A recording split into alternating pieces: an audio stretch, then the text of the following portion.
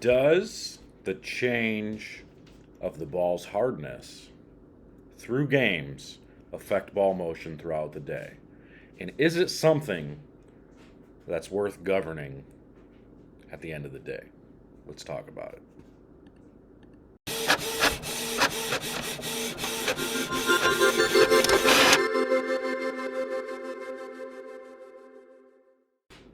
So we've all been through this time and time again, and this still seems to be a conversation that we keep having. And a lot of it is it's so still up for debate. Um, Even though it shouldn't be, because USBC is kind of showing all the data here for the most part. But because they're showing this data, certain people can say certain things, which I'm going to show you exactly what people might say in this scenario or in these scenarios that they're talking about. And um, it's just kind of one of those things like, what do you even do? I mean, I feel like USBC is just basically they're trying to cover their behind. They're trying to say, look, we're doing all these studies. We're not seeing any dramatic increase that's going to give anybody any type of advantage. So there's really no reason to govern this thing any more than we already have. And to that, I mostly agree. There's not really, is there really a huge difference? I mean, there's a difference. There's definitely a difference you can see.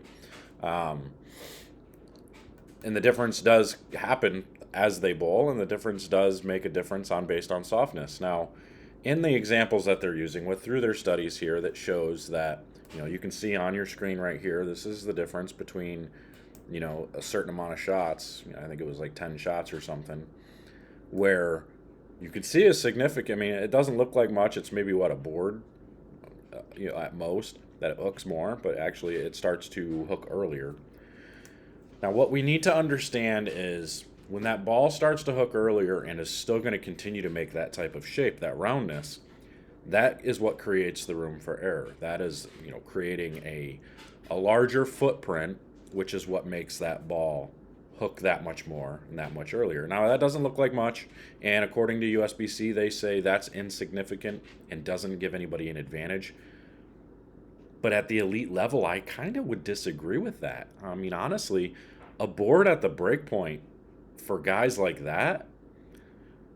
that's a that that board is basically like in league. That's the two arrows. That's basically a 5 board difference for league bowlers. That league bowler that throws it up 12 and they can get it to 8 and still strike, and get it to 15 in the middle and still strike.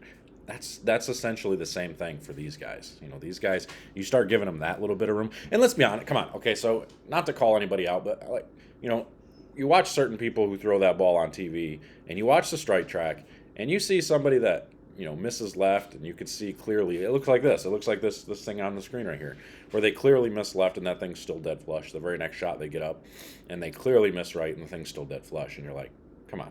And then you watch the other guy, and his shots are looking the same, and he's 4-pin, flat 10, big 4, and all his shots are much closer than the other person's. Careful with this now.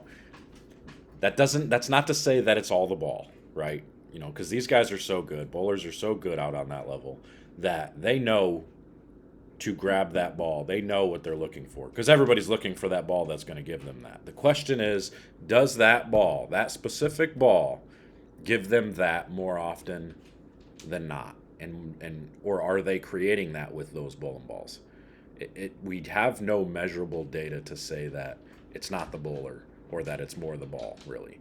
But at the end of the day, we can look at these numbers and we can say, yes, it does make a difference. Now, this was just a difference of like 2 points in hardness from 70, I think it was 72.8 down to 70.4 or something like that. After 10 shots, that it actually did change. And then it only changed another point after 190 shots or whatever it was, whatever they said. Something along those lines. It was a lot more shots. It only changed an additional 1 point. But 3 points makes a big difference. And to go and show that, they actually do show this later on with bowling balls between, where'd it go? Before the mech. There we go. Bowling balls between, oh no, it was after the MAC or whatever, after the softening of it. Right Where'd it go? Where'd it go? Where'd it go? Where'd it go? Where'd it go?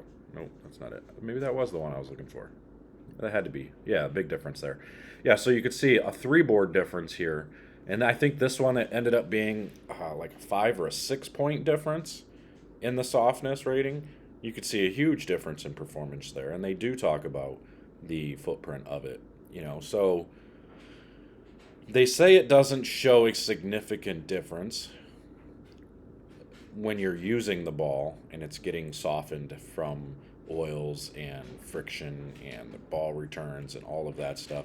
And they did go through and they did it with the reactive resin balls, and reactive resin balls actually showed no difference. They don't get softer. If they did, it didn't show any improvement at all on them. The difference in reactive resin balls is just the surface changes, from higher grit to lower grit and vice versa. As you use them, they go from lower grit to higher grit. That's what creates the difference in reactive resin balls. Much more firm type of material.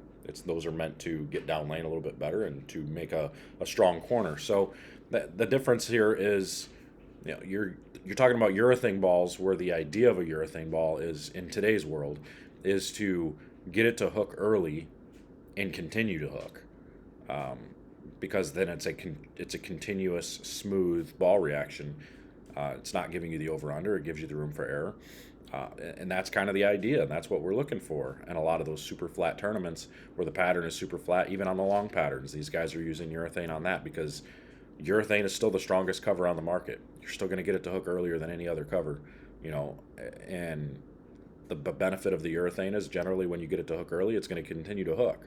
So that's why you still see a lot of guys using the urethane on the longer patterns, because you can get it to hook in the front part, in the middle part of the lane, and continue down lane all the way through, especially on the left side, where they have a fresher lane surface because of, the lanes just not being as beat up from lack of use, not, over the years, the left side just doesn't see the damage that the right side sees. In most places, that is. Maybe there's a bowling center out there where most of the bowlers are lefties. I don't know. There might be. But for the most part, that's the big difference. But anyway, so to say that this doesn't make a difference, I mean, a measurable distance to where they actually have to govern this, I don't think so. But you can see it clearly does make a difference with softness and stuff. So when a ball starts above that, the rating of legal, and then falls below through use, what's the technical rating there? What's the technical ruling? Should those balls be allowed? I mean, I can't make that decision. Obviously, USBC says yes, and we kind of have to go with what they say, right? I don't think we're going to go against them, at least until the PBA decides that, they're going to start doing all their own rulings and stuff, and the leagues will then start following them based on, whatever leagues are certified by the PBA, and Bolero. So, it's hard to say, but for me, I mean, I can't see getting rid of the bowling balls. I can't see making a rule to get rid of them. But I could see making like a hardness rule B, a second part to the rule, to where urethane balls have to start higher. Reactive resin balls can get as low as 73, but urethane balls have to start at 76 or something along those lines. I would think that would be more fair, because then they get down to the 72 range rather than, and they're right at the legal range rather than, whatever it may be, whatever the 76 is, or rather than 69 or 68. Because you're seeing some of these balls that get so soft they were getting down to in the mid 60s, and now you're talking 7-8 points. Huge difference. So at this point, it's about finding the one that changes quicker. And how do we govern people whether they're going to be using, chemicals and stuff to soften their bowling balls? How do we check for that? Can they check for that? I don't know if they can. Or is it going to be just, oh, well, this just happened to be a ball that just wound up softer. This one shows at 68. We'll just take that one out of play. Like, how's that going to work? Because if people are really upset about this type of thing, are they really going to start, calling balls out, saying that ball can't be legal, I want it checked? Is that going to happen? Are people going to want to look like the jerk doing that? I don't know. I mean, there may be a few guys out there that might, but this could be dangerous. This could end up being a mess. But I don't know. In the next video, I'm going to talk about the new PBA schedule. The PBA finally posted their new schedule for the upcoming national tournament, national schedule, national calendar for the PBA National Tour. So we're going to take a look at that and talk about some of the stuff that's going on. Everything's pretty much in the Midwest, and we're not going out to Vegas, so that's really good. I like to see that. One year that I actually get to skip going to Vegas, it sounds like. So anyway, that's all. I just wanted to kind of touch on this a little bit. What do you guys think? Do you think some of the softness levels, or does it really make a difference? I mean, I think it does make a difference, but is it that big of an advantage?